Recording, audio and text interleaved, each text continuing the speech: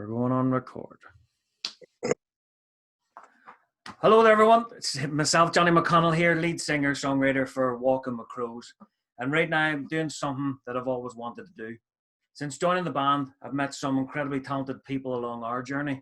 And so I thought that since under these circumstances that we're in now, that try and get inside the minds of the people and artists that create these amazing songs that we download and stream and call our own.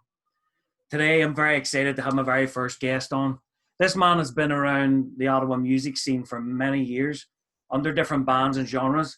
But today, he's known for his amazing acoustic rock band called Evil Creek. Now, Evil Creek, they released their debut EP titled Dirt Road in 2018. And 17, sorry, he's jumping in already. 2017, and just released their second EP titled Rust, which are now both available to download and stream on all major medias worldwide. So without any further ado, I would like to introduce the one and only, the legend himself, Mr. Mark Garrod. How are you doing, Mark? Good, my friend. How are you? I am excellent. Thank you very much for doing this today. Yeah, thanks for doing it. The more people do this, the better. Yes. Like I say, it's always something that I've wanted to do, just getting into the heads and the minds of other singer-songwriters, and especially me being somewhat new to Canada as well. You have all embraced me, and I've been lucky enough to travel around a wee bit with you guys in Evil Creek with Walking with Crows, and opened up a lot. A good few times for Evil Creek. It's been absolutely amazing. So always thank you for that. I appreciate it. Hey, thank you for doing it. It's always a pleasure. Always a good time. Anyway, actually, before we go any further, I just want to play a wee clip of Evil Creek's video. For anybody that's never heard Evil Creek before, let's give a quick listen.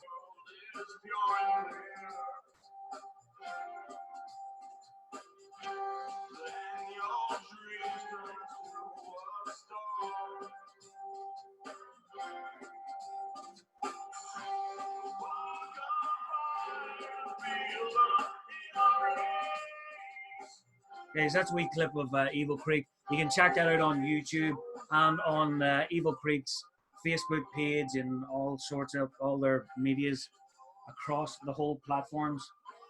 So that is Like a Ghost. That's from the latest EP Rust, and I actually had the pleasure of being in the video. You might have saw a wee clip of me there. Yeah. I thought you looked familiar. Sexy bitch, isn't it?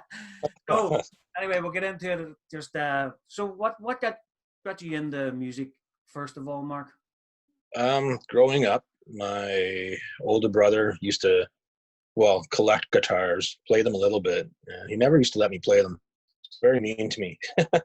Really? And wasn't mean, but he used to lock his room up, and I used to break in, and when he left the house, I'd go play them. And that kind of went along with my parents having living room parties with their friends, and they had a lot of guitar players, singer type people come in and drink their beer in the living room and play music. And so I would sneak into my older brother's room, and play his guitars when I was younger. And I've just always been a fan of watching people play, and then Much Music came out. I was a big Jakey Lee fan from Ozzy. I just loved music, my mother listening to the old rock and roll like Buddy Holly and Chuck Berry, loved Chuck Berry. And I was just always fascinated with it, and I just ran with it. That's about actually segueing in. I was going to say who actually inspired you to make music, but you would put all them people you just mentioned in there's a lot. category. Very different. One of them. Right. Yeah. So how would you describe the music that you typically create? Would you be more of I know a lot of your bands in the past have been in more of a heavier set, like a lot of metal and stuff like that. Now with Creek, it's kind of acoustic rock, mellowed down a wee bit. Would you always be tempted to go down that heavier road, or is the real Mark coming out through the Evil Creek music? You know, and I never noticed what the real Mark was until I started doing this. I played for a heavy band for almost 10 years. I was a guitar player. And when I wasn't doing that, and when I was at home sitting in front of a big picture window with a guitar in my hand and acoustic, I just started writing these songs. The whole Dirt Road record, with the exception of, I think, 2 songs, all of them songs are probably 10 years old. Mm-hmm. And I just decided to do something with them. And I have to say, I mean, as much fun as I had in the past playing, heavy music, I think I'm having more fun now than I ever did, especially with the people I'm working with. Like I played a band with, the other bands I'm meeting. It's more accepted music. Not that that really matters to me, because it doesn't. I like that people accept it, definitely. But back when you're playing heavier music, it's not as accepted as this music is for us. And we have to chase a lot of shows, try and get some good opening spots, and that doesn't happen with Evil Creek. It's just I released Dirt Road, and I was getting a lot of messages to play shows. Our very first show as Evil Creek was opening up for Jeff Martin, which was pretty awesome. Yeah, so I remember seeing the pictures from Steve. Steve, if anyone doesn't know, Steve Thompson is the drummer for Evil Creek. Mm-hmm. Yeah, that's amazing. That's kind of where everybody wants to just be able to jump in there and play with someone, just to give you that confidence boost as well. Well, that was my first time being a singer guy too, like in front of a microphone, and I was nervous as hell. And I just let it belt out after the first song, and I seen people seemed to dig it. I kind of relaxed a little bit, and it just kind of went forward from there. I felt good. I feel good doing it. I always have a little sense of nervousness. I'm sure you do too. Like as a musician, you never know who you're. Yeah, right. Yeah, but for Evil Creek, the way that you guys approach your songs and play them, it's like your fingers are on fire. I'm just fascinated. Like I'm not a great guitar player by any stretch of the matter. I do what I do, and I'm very limited. I'm kind of self-taught. My brother taught me the first 3 chords, and then I went on. I kind of class myself like Phoebe from Friends. Like, oh, what chords? What's the chords for this song? And I'll go, it's the burr and the claw and the thing. I don't know names of chords or anything, so I'm terrible that way. So when I watch yourself play, and just the way you're up and down that fretboard on an acoustic guitar as well, it just blows me away. Absolutely amazing. And I think playing lead stuff over the years in a metal band really helped me with that. But it is a whole different world trying to get fancy on an acoustic guitar. I mean, it's it took a little bit of work getting used to it on the fingers. It's a little more resistance, that's for damn sure. But saying that as well, you have a great partner right beside you, and absolutely, Cliff Chamberlain. Holy! If anybody's never got to see Mark and Cliff together, seriously, as soon as all this stuff's over, get out and see Evil Creek, and just even check out the live videos that are all over the YouTube channel as well, from their live festival shows and all that. It's unbelievable. We try and keep up with keeping people entertained and make sure they don't get bored.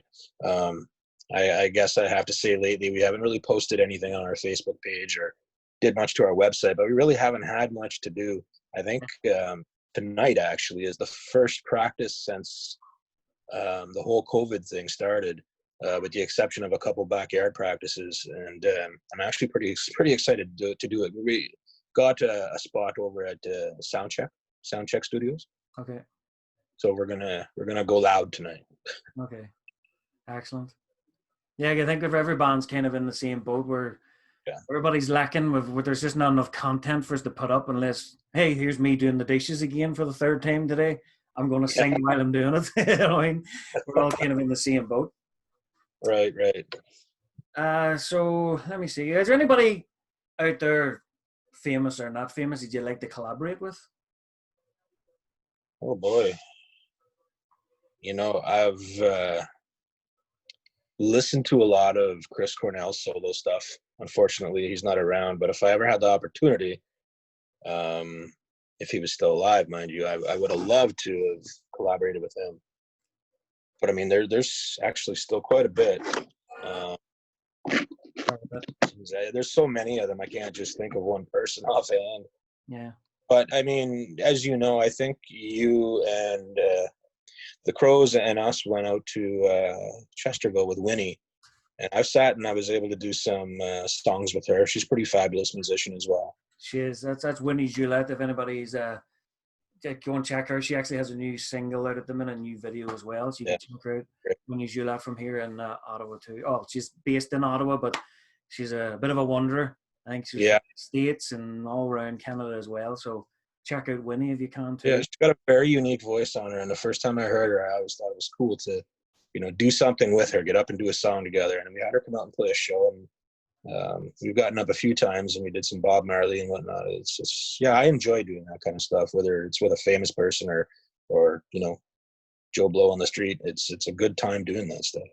Yeah, that's always the best. You can just get up there and make art right there in front of people, especially for people who've never heard them before. Yeah, whenever she opened up, she was on before the Crows, which opened up for you guys, and I'd never heard of this girl before. I never got the chance to check her out. But then seeing her live was a totally different experience to hearing any of her recording stuff, to be honest. You're just captivated by her. It's just her and an acoustic guitar. And so that's a shout out to another local artist as well. Please check her out too. And maybe one day we'll get her on for a wee chat about her experiences anyway. Yeah. Let me see. So how do you feel at the minute? Like, how has the internet impacted the way you're doing music these days? Or is it something you find it hard to try and get into? As far as how I'm feeling, I mean, the COVID kind of ruined all of our summers. I know we were supposed to actually play some stuff with the Crows over the summer at, I believe it was Whitewater Rocks, and there was probably some other things lined up, but the whole summer got canceled. We were submitted to play some other festivals as well. And I mean, we'll never know if we would have gotten into them or not because, well, unfortunately, it's all went downhill from here. So, I mean, I'm just praying that all picks up and we can have at least next summer, have a summer that we're used to. Yeah. But I've been just writing and kind of bummed out about it all, bored.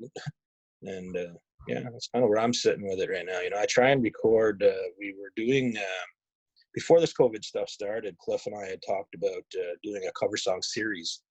And we started that. We have 3 cover songs that are out there.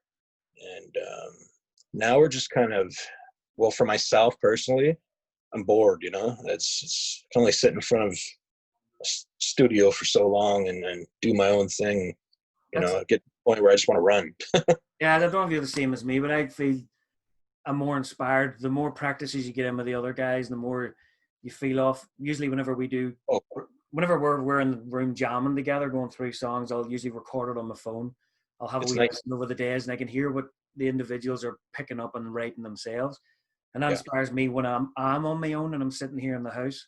I'll pick up the guitar and I'll start, the juices start flowing and I can start to write again. But lately, because there hasn't been any of that, completely dry. Like you sit down with a guitar and you're like, just write something to get it, and nothing comes. That's exactly how it is too, Mm-hmm. I mean, I have some guitars that are sitting in cases that have not seen the light of day since my last show, Yeah, we're all kind of feeling it. If you could open up for anybody, dead or alive, open up a show, who would it be? Wow. Pearl Jam. I really admire those guys. It's a very good band. Mm-hmm. Chuck Berry. Wow.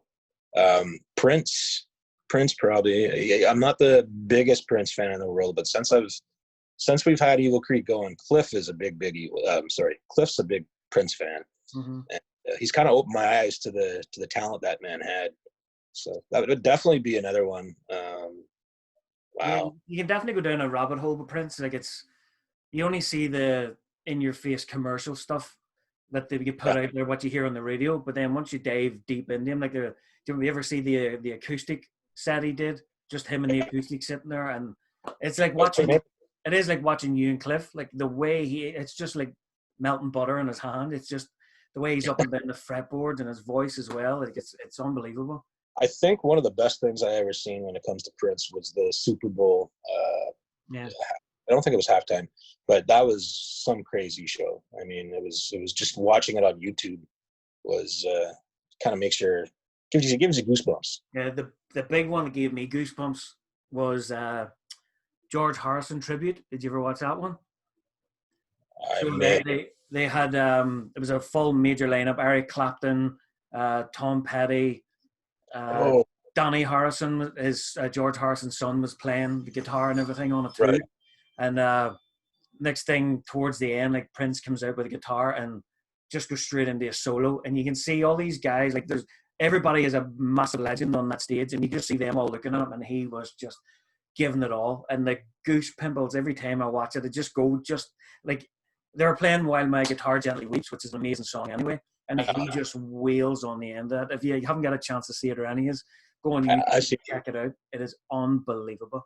Yeah, I've actually seen it. It's very fascinating to watch. A lot of good talent on that stage. Mm-hmm. So what do you think you'd be doing if you hadn't have picked up the guitar back all in? Like, what would young Mark be doing now? What was your dream of being if it wasn't a musician?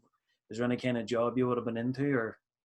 I've always been fascinated with the weather, believe it or not, storms and hurricanes and tornadoes, and so I remember back in the day I was looking into what it would take to become an atmospheric scientist, believe it or not. I think that's probably at the top of the list. That or wedding singer. No, not a wedding singer, but Somebody kill me, please. I'm on my knees. Yeah, different wedding singer. but who knows? I mean, you have so many paths that just unexpectedly, they go on unexpectedly. I mean, I've done movies. I've done a lot of. I played hockey. You know what I mean? I got the Evil Creek thing. I never planned on doing, like, when Dirt Road first came out. That was me learning how to record. I didn't have any plans on doing anything with it. But Cliff was the first person I had sent it to, because him and I have a history from playing shows together. He was in a heavy band as well, back when I was. We'd play a lot of shows together. So he was one of the first people I sent it to. And Sorry. basically his response to it was, "So when are we going to start practicing?" So it kind of put a bit of a fire under my ass, and I asked him, "So you really want to do this?" And he said, "Yeah, let's do it." He likes the tunes, you know, and I know he's a great musician. He's creative, and it's nice. It's actually refreshing to have somebody to work with that is on the same page, that wants the same things, and, you know, can actually have a positive input on writing. And that goes with everyone in the band.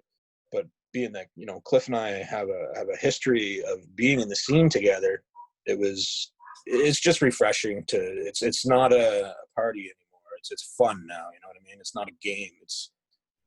Well, I guess it's all that stuff, but more.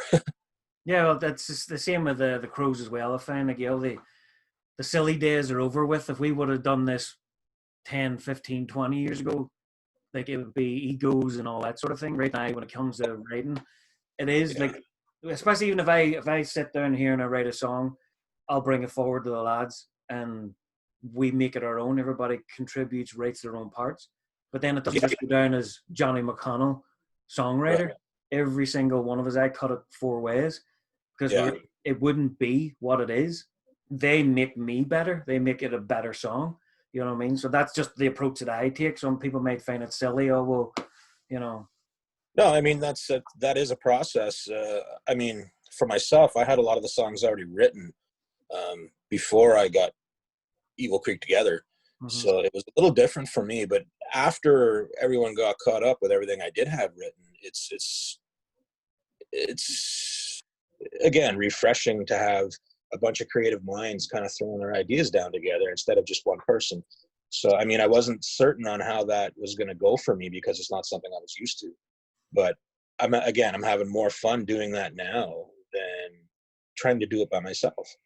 Yeah, definitely. And so just going over the band quickly, yourself, Mark, we've already talked about Cliff.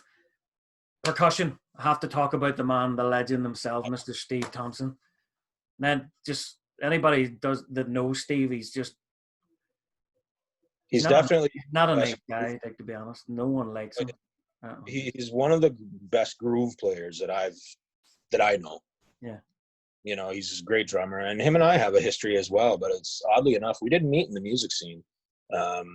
We met at work, actually. He was doing one thing, I was doing another. We met, hit it off. We went to a bunch of shows together back when his first band, or I think it was his first band, Mondo Generator, started. I was always around quite often, just being a fan and admiring what they'd done. And here I am. I love having Steve as a drummer. It's like having a brother as a drummer, It really, and for me as well, out of the original Crow lineup, there's only myself and Steve. From the original lineup, we had, as you know, we had a lead guitar player for a while who recorded our first EP. Yeah. And he left, and then we got Chris, who is now our lead player, which was a godsend. Scott was amazing. Not saying anything bad about Scott, but Scott left. Chris came in and overachieved. You want to put it that way? He blew us away. I enjoy watching him play when we do shows together, that's for sure. And I think we're both pretty lucky to have Steve, in both projects, and we're both lucky that he can actually keep up with both projects. That's the thing. Yeah, sorry, but just a segue for anybody that doesn't know, Steve is also the drummer for Walking with Crows as well. We ourselves and Evil Creek share the same drummer. Yeah, but that's the thing. They're two totally separate entities, the Crows and Evil Creek, and he just blends in perfectly with them. He's a perfect drummer for both, I find. And he's just, like you say, it's like having a brother in the band. If he wants to bring his point across, he will, and he puts his 2 cents in, and it's never in a bad way. No. And it's, it's beneficial for everybody in the band. We all have our own different say, and a lot of the time we turn to Steve, well, what do you think? And so even with the name of ours, everybody asks, where the hell did Walking with Crows come from? Yeah. That was me and Kenyon, our former bass player. We're back and forward with all these names. What are we going to do? What are we going to call it? And I turned to Steve, have you any ideas? Whoa. I'm just a drummer. Don't ask me. I don't do that sort of thing. And okay, thanks. Then we're back and forward. It was taking forever. It was during, I think we were recording Our Fallen Hero at the time. And then he goes, well, I've always liked the name Walking with Crows. I had a picture of a crow, and I'm like, what? I don't know what it was. As soon as he said it came out of his mouth. I'm like, that's it. I don't even know what you haven't even told me what it means to you or where it came from, but that is it, Steve. He's like, oh, yeah. Really? No. He has so much in there that it eventually will come out, but sometimes you have to friggin' push it out of him. Oh, yeah. And he does a lot too, on top of being a creative photographer, good drummer. He's got tons of poetry the guy's even done. Some of it's pretty dark, some of it's pretty straight edge, and it's actually pretty enjoyable to read. Yeah. And he tries to get us to use some as lyrics, and I sometimes I just think that I don't want to take away from what this is, because it's pretty damn good. Yeah. Whatever mind at the time, but I've looked a lot of it over, and a lot of it is definitely good material to use as lyrics. Mm-hmm. But I don't know, I guess it's kind of how my mind works, is I got a guitar in my hand, and I'm working on something, and shit just comes to me, you know what I mean? Yeah, I'm the same. Yeah, he's done the same with me as well, though. It's if you hear it is, it is what it is. If you think you can use any of it, or you want to use that with some stuff of your own and blend it in, go ahead. And okay. Yeah. But I feel bad I haven't used any of it yet, but it's you start on one road, and then you would have to go a different road to try and fit that in sometimes. Exactly. Not with your mind. Definitely not that we wouldn't want to use it, because a lot of it's great stuff. It's just, like I said, sitting there with a guitar and something just hits you, and you got to run with it, Yeah. So actually, we'll move on very quickly. Just the bass players, we've had luck, we haven't had luck over the time, but the small amount of time that Russ Miller has been with the band, I love Russ. Russ is a big gentle giant. He's amazing. I like to watch him play as well. Oh, very impressive, definitely. Yeah. And it was quite surprising when Grant had to leave. That was, for us, that was a pretty big loss too. We all loved Grant, great bass player. We had something unique with him. And then when we started auditioning people, we knew a lot of people that wanted to come and try out, and they were like, well, what songs should I learn? And all we could tell them was learn what you want. Everything's online. And when Russ came in, we were expecting him to learn 1 or 2 songs, just to come and audition. And so he asked him, "What did you learn?" "Well, the whole first album." "Oh, really?" And so he knew that, like, he was prepared when he came in, and then he pulled his basses out. And he has these really kick-ass, beautiful acoustic basses uh, that really fits what Evil Creek is doing. Yeah. And so it kind of, you know, losing one thing and getting another thing that fits just as good. Yeah. We feel like, I guess the replacement is pretty equal. You know what I mean? If that makes sense. Yeah. When it comes to actually trying to have something unique, because, you know, let's face it, stand-up bass and the double bass and a lad like Grant who can play the hell out of it was pretty cool to have. Yeah. But now, like I said, having these really cool acoustic basses and whatnot, it's just as fascinating, you know. But I do have to give a segue there. Yeah, I have to, me personally, have to give props for JR, who stepped in Oh, for a small amount of time. yeah, Anybody that didn't know, we did a show last year called Whitewater Rocks out in Pembroke. You can check out whitewaterrocks.com as well, and or .ca, I can't remember, my apologies. But on the Facebook page as well, and keep up with them. It's a local rock festival for local artists and everything. Check it out, seriously. But we pulled up on the day we were playing. We were on before Evil Creek, but Evil Creek had no bass player, and this guy JR was there as just one of the guys in the crowd, sort of thing. Well, his buddy was doing the bracelets on the door, and he's a bass player. And as I drove in, his buddy turned around and says, "Hey, this is JR. Hey, by the way, do you have an Evil Creek CD in the car?" I'm like, "Well, no, I don't. Why? What do you need for?"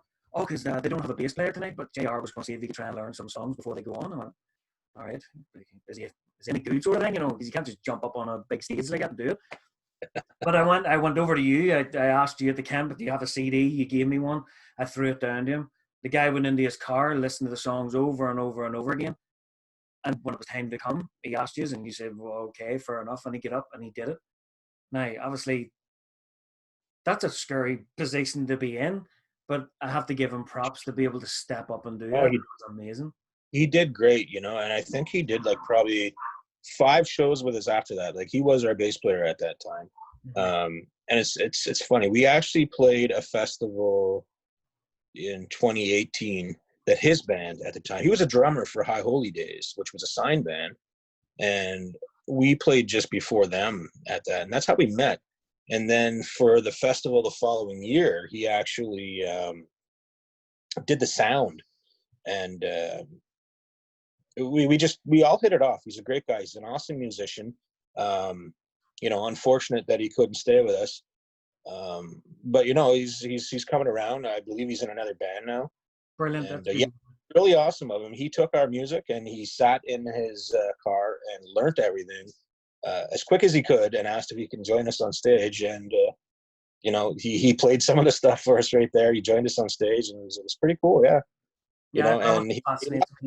knew some of the covers already. So Yeah. No, definitely I love props. that. Yeah. That's sorry, I just had to segue. I didn't mean to pull away from Russ. Nope. Like, we'll go back to Russ, no problem. But I had to give a wee props to JR for what he contributed in the short time he was there.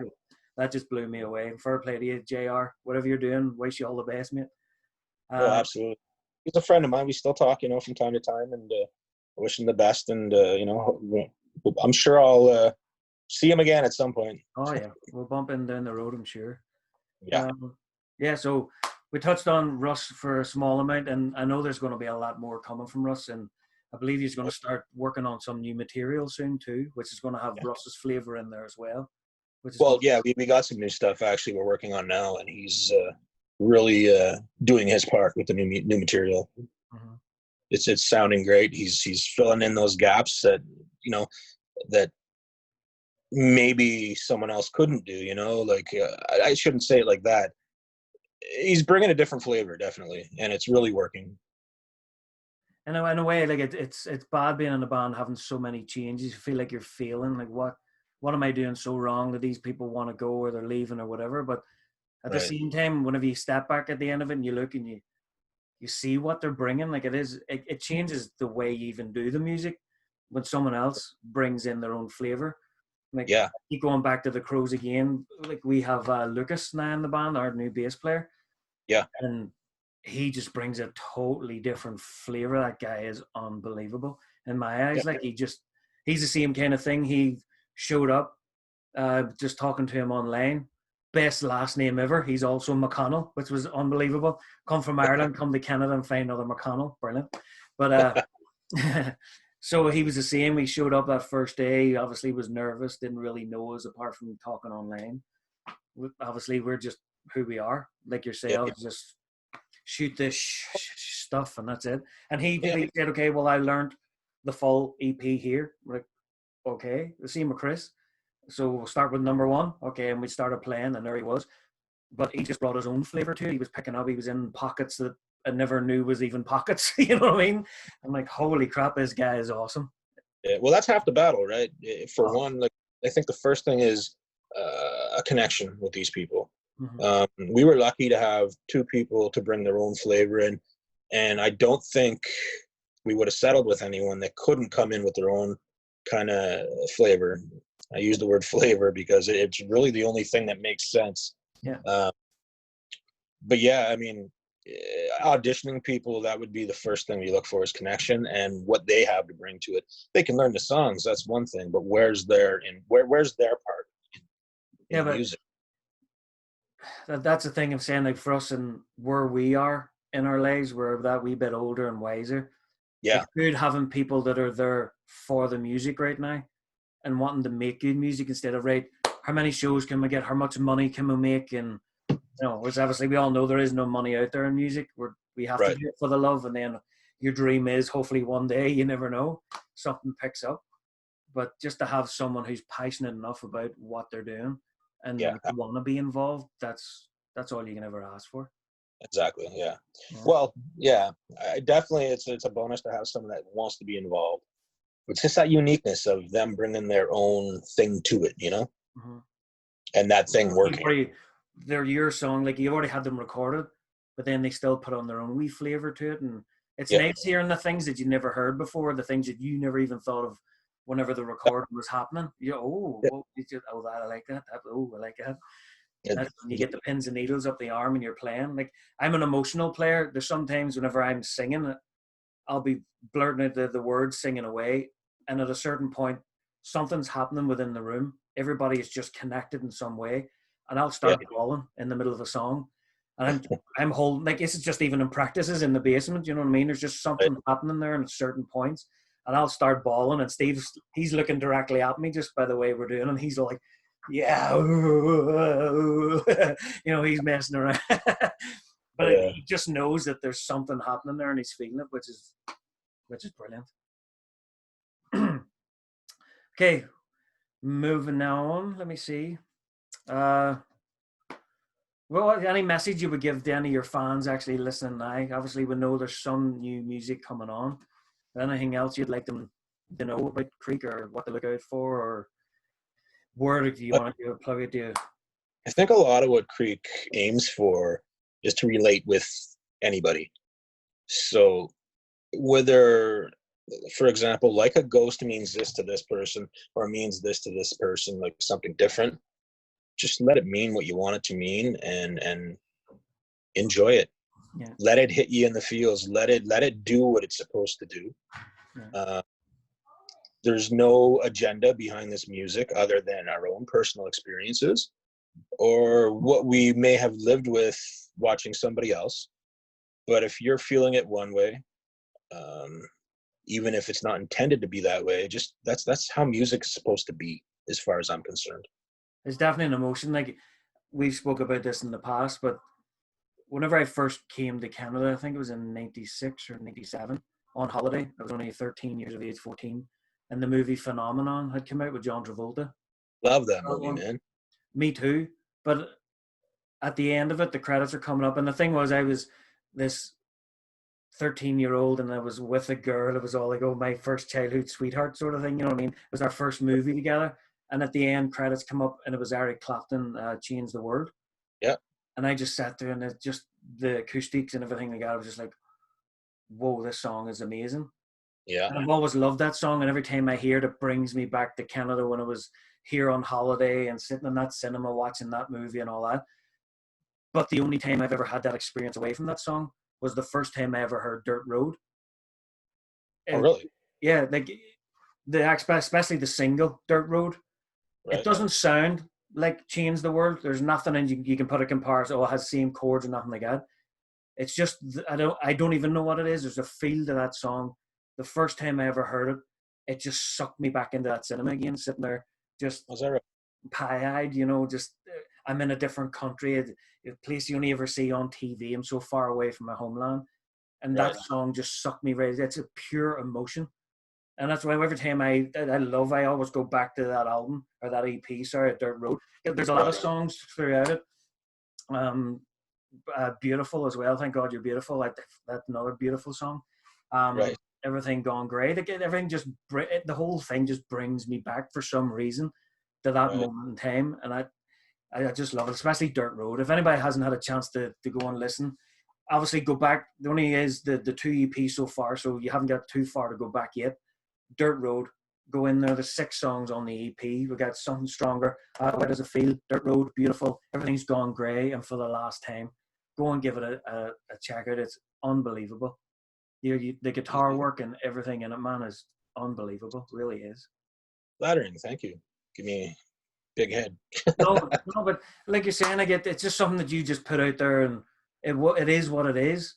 But for somebody, that's the dream as a musician. For someone you don't even think of. I'm from the other part of the world, but it meant something to me. You know what I mean? It brought me somewhere that I was happy and comfortable and vulnerable, and through all the hormones as a teenager, and it just brought me back to there. Like it that's what it does to me. And like you say, it'll do something totally different to everybody else. Yeah, well, it's just it. That's good to know. That's really nice. No, seriously, the props to you, man. And that's the thing about your songwriting as well. When you go into it, if you really start listening, obviously there's a good tempo going a lot of the time, and the acoustics are going. But then once you start listening to the song, not just hear it, but listen to the lyrics can be pretty dark in spots, but the music over it is so joyful that you forget that you're actually listening to a darker song. You know what I mean? Like even Dirt Road as well. The lyrics in Dirt Road. Yeah, is that talking about yourself, Dirt Road, or is that just something that came about, or somewhat memories from being young, somewhat, yeah. And that's the best way. Just that's my family were always like, can you not write something a bit more cheerful, John, for God's sake? I can only write what comes out. You know what I mean? That's just the way it is. So like the crew. You listen to Dirt Road and then you listen to Rust. It's like 2 different things. You can tell they're both Evil Creek. It's just the music in Dirt Road and the music, and it's a group effort. Equally as good. It's just I think it's went a little left to what I had in Dirt Road, which is not. It's a good thing. Mm-hmm. You know what I mean? Now we can all kind of we've wrote our funny songs and our dark songs, and then some songs that kind of catch you here. But now that we're all comfortable and we've made this EP together, we can all throw our past on the table and see what we can get from it, or whatever feelings we may want to throw at it. So it's a good thing. Yeah, definitely. Let me see. Sorry, I'm basically using like internet questions here so it's not something that I've sat here and I've typed out and all being all smart. So I only wear glasses to make me look smart. Gotcha. What's your favorite song to perform? My last show I actually played, that was a kind of a nightmare actually. It was the same day we shot the video. But I really enjoy playing Zeppelin Thank You. The way we play it. And Like a Ghost, I really enjoy playing. It's a challenge vocally. And I think off of Dirt Road, I really like playing Something Stronger is probably one of my more favorite ones to play off that one. And Dirt Road, of course. Mm-hmm. Excellent. So, and I'd like to say with the new EP as well, it's not just the vocals by you. We actually have Cliff singing on one of the songs as well. One of my favorite songs. Yeah. That's when I always crank the windows down when that song comes on and blur it out just to stop at the red light to look around to see if people are like, what the hell is that? Yeah. Cliff has an amazing voice, though. You know, it's good hearing him too. All around guitar player, phenomenal. He does it. He eats, breathes, sleeps music. I mean, he teaches guitar for a living, and then he plays in a band, and and then he goes home and he's always working on stuff. And yeah, the guy's amazing. Yeah, it's like even watching all his videos, I just don't know. I don't know what it is. Like I say, I'm very limited to what I can do, but when I just watch, like he puts up his wee videos, he works at the Long McQuaid here. You got some good licks going on too. I've seen you in action. Your vocals are not comparable to anybody. You got such a high range. Actually, I would compare you to Geddy Lee almost. Seriously, you got a great voice, man. Like, definitely got a good voice. Yeah, that's where my strong point is. I think my vocals, but that's why I have such an amazing band behind me to bring the music up to standards. You know what I mean? Yeah. That's why I think it's really important to have them kind of guys behind. Mm-hmm. Yeah. So with Rust, you just released there a few months ago now, was it? Well,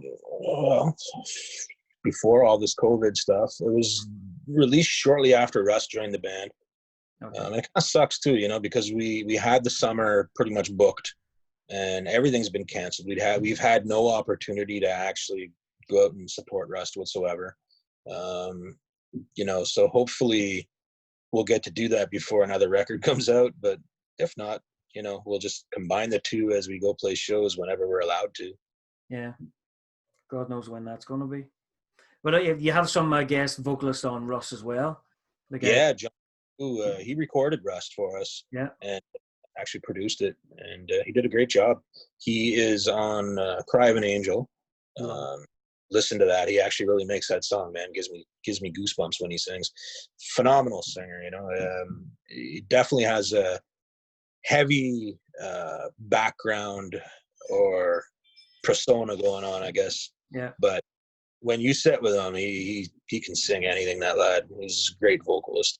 He's also does a little bit on I Stand Alone. Mm-hmm. But mostly, like, I listen to Cry of an Angel, and yeah, he gives me goosebumps in there. I feel like I shouldn't even be on the song because he just does it so well with me, No, your two of you are, like, it just fits so well in that song. Like, when I first bought the Rust EP, and I was going through and like a ghost, like I've heard them because we've been on the road and I've heard these songs. You've practiced them and stuff on stage before the release, so I've got to hear them live. Right. But then as I got to number 3, I got the January Sky, the Goose Pimples started then. I'm like, oh, now we're getting somewhere. And then it's just all the way through, the fun songs started coming, Highway 69 and, Licking Twins as well, the second song. But then when, like you say, I got to the end, the Cry of an Angel, and that was just like the Goose Pimples were throughout the whole body for that one. And that John does make it, like, the song is already amazing, but his vocal performance in that was unbelievable as well. Absolutely. And that's another song that I wrote probably 12 years ago. Like, well, my daughter's 12. I wrote it after my daughter was born. Mm-hmm. I wrote it for her. And it's funny because John and I actually went through some stuff similar. Recommended my lawyer for him, and he did take him. And so, I mean, there's somewhat of a history there of him and I kind of going through something the same. So it was kind of important for me to have him on that track with us, considering the circumstances, right? His studio recorded us, and he was there. So let's drink some beer and do this. Yeah, remember I was there. I took some photographs when you were doing recording. Oh, right, yeah. The thing. And the cool thing about, like, John as well is, like any parent, like I'm a parent, you're a parent, just to be able to have your kids involved in certain wee things and let them see what goes on behind the scenes. Like whenever we did the Like a Ghost video, John actually showed up with his daughter and they got to sit in on the filming, which I thought was a pretty cool experience for his daughter as well, to be able to see this going on. Even if our language wasn't the best because of the outtakes and stuff, we kept messing up, but it was fun. So I apologize, John, to your daughter again. Yeah, it was good. I love things like that. Just getting that was a great experience, and actually, if I could take a second to thank Joe Moon from Dark Moon Productions. He did a great job on that video. Yeah. Yeah, he Lycos, yeah. He made it really fun too. And his girlfriend Lisa, I believe her name is. Sorry if I'm getting that wrong. I'm sure it's Lisa. That's But he did a you can't say that. I'm joking. I'm joking. Relax. Yeah. He did a great job. Anyways, you know, he made it fun. The outcome of the video I thought was amazing. Here's to Yeah, that. he was so professional. It just, for anybody out there that's looking at the video, seriously, Dark Moon Productions, Joe Lego, you find him on Facebook as well. Mm-hmm. Just he obviously has his own way of doing things, but the best thing is he listens to everything that you have to say. Yeah. Vision, and he'll go with it and he'll make it something bigger than what it already was. You know what I mean? Yeah. Like even The thing about Dark Moon too, it's not just a video production company. He's a recording studio as well that he's been running. Yeah. So a lot of the heavier band. Yeah, he needs to go all the way up. Like, cause he's just an amazing guy, first of all, and very professional. And like we'll definitely be using him down the line whenever all this kicks off. You know what I mean? When we get back to normal again, I'm definitely going to go that route because now, like you say, he made it fun for us.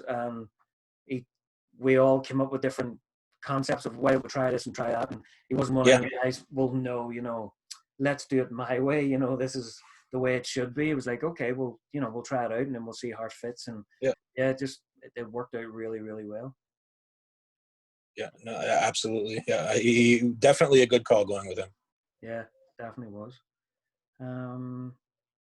So who's at the minute out there? Any kind of bands or artists that you're really drawn to these days, or are you like myself that's kind of stuck in nostalgia? Like I like what I like, and it's hard to find someone new to like. I know it's hard for other people. Anybody out there trying to get into like Walking McCrows or Evil Creek, it's new music. You don't really know them. That's one of the reasons why I wanted to do these videos, so they get to see us as people more than just a song they might have heard in the background somewhere, or you know, one of their friends said, hey, check out this band. Is there anybody out there that you excuse me, locally or famous, like anything on the radio or? Well, I definitely give props to John Rayu's.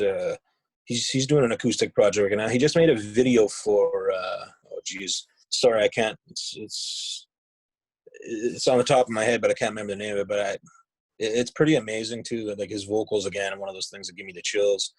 I was pretty impressed with that. And again, it was Dark Moon Productions that did that video as well. Listening to a lot of like, see, I go back like a metalhead, and then I was a hardcore kid where, you know, I played in a hardcore band, then I played in a metal band again, then another hardcore band before Evil Creek. And so I'm all over the place. Like I listen to 36 Crazy Fist, I listen to Earth Crisis and Throwdown, and then I'll put on Three Doors Down. You know what I mean? Okay. You know, Three Doors Down, Four Non Blondes even. I love Linda Perry's my favorite female vocalist. You know, I mean, all these heavy bands, and then, you know, Chuck Berry. There's so much that I just love when it comes to music. Nice one. So, and have you ever gotten in trouble on stage before? Any bad things happen on stage? I don't mean like missing out lyrics and stuff like that, because we know what happens to the best of us. Have you ever got into any fights with any fans or anything in the crowd, or have you been lucky enough just to get on the show? No, I had a bass player fall off stage because he's had too much to drink. And he hit somebody with his bass by accident on the way down. That was a long time ago. It was, you know, it was good that we could all laugh about it after. You know, I may have had too many to drink on stage, you know, back in the day as well, but nothing really serious, nothing that I could really, not worth talking about. Like it was, no.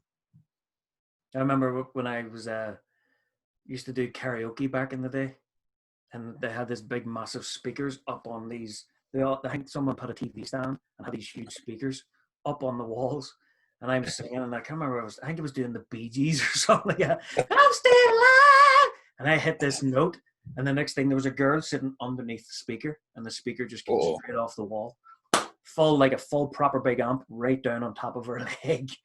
It almost broke her leg. That was one of the worst things that had ever happened to me. I kept on singing though. I didn't miss that. I'm still alive.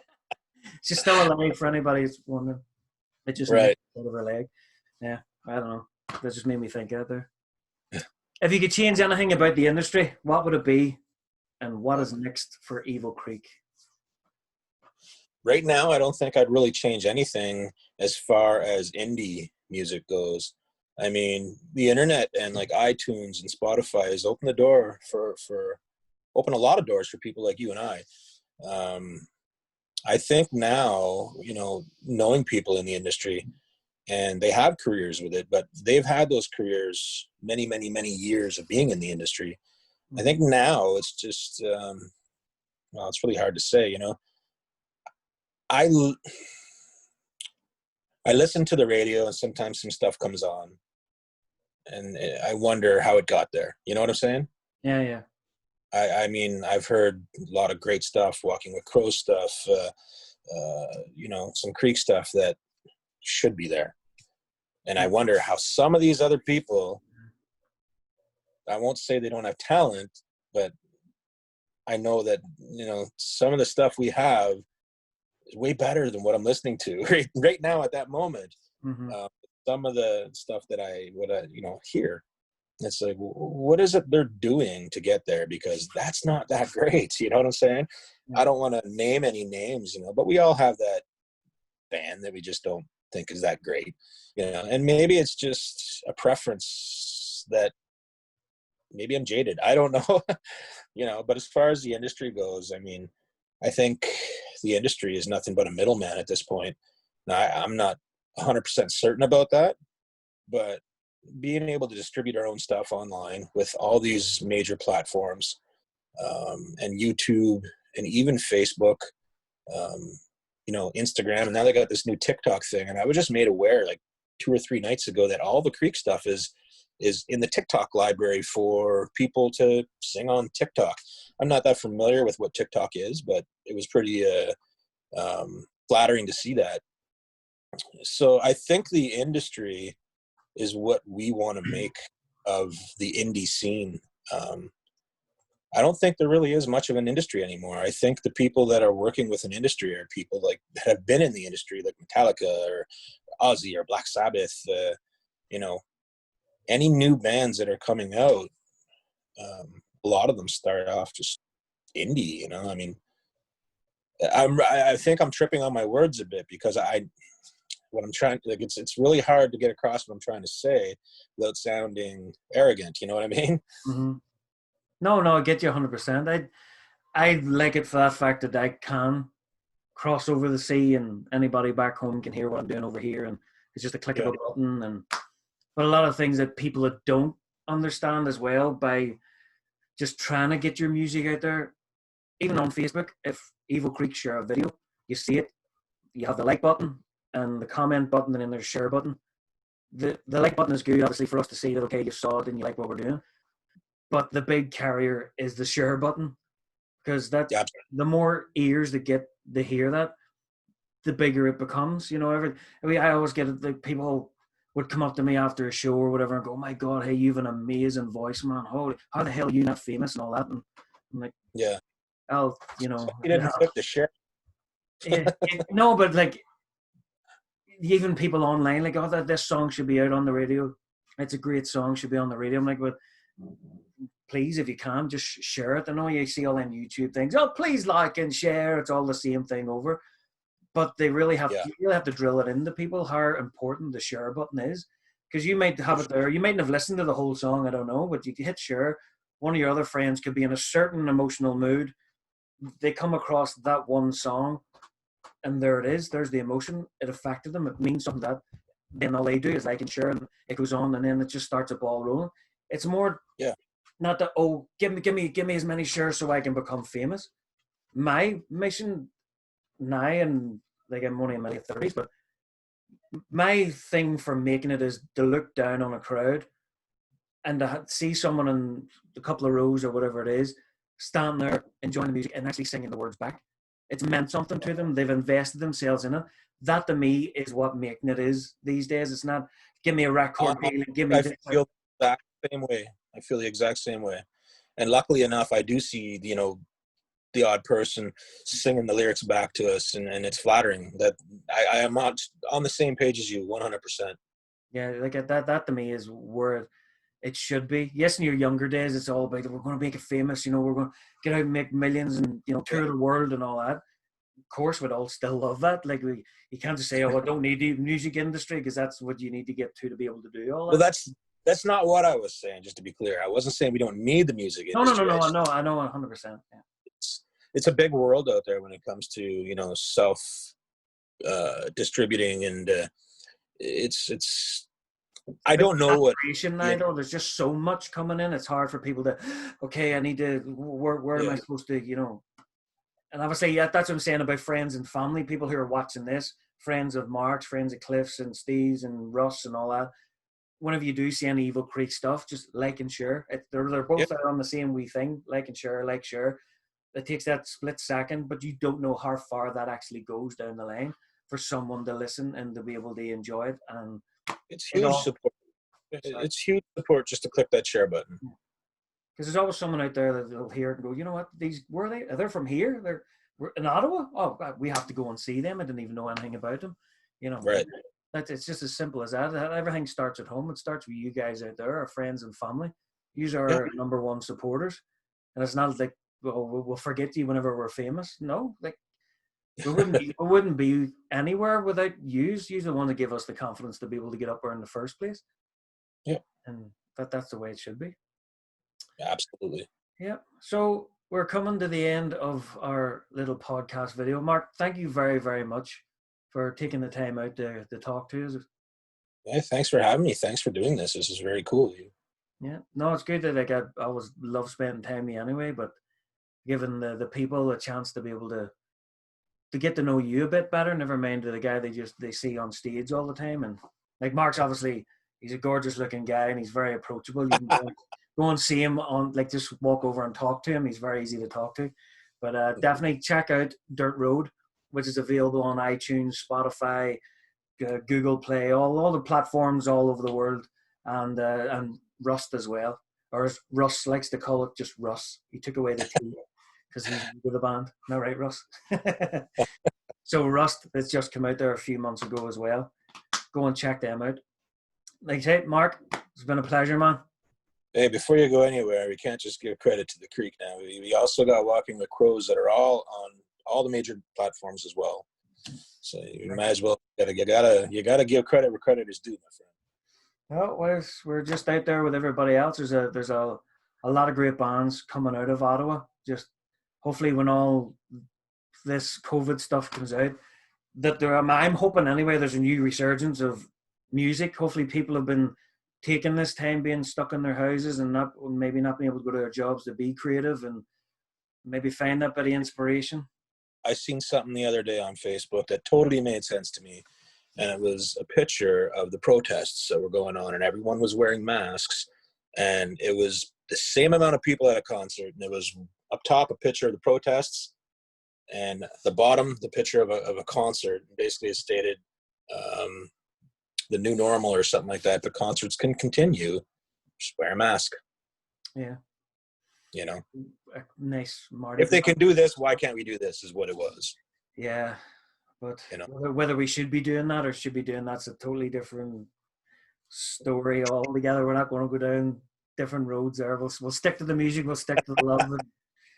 Mark, again, Evil Creek, keep doing what you're doing, man. Such a big fan, I always have been. I love watching you and Cliff and Russ and Steve, especially as well. Keep doing what you're doing, man, and we'll see you down the road. Sounds good, brother. Thanks a lot, eh? Right, take her easy. That's me, Johnny McConnell and Mark Garrod. Thank you very much. Hope to see you all again soon.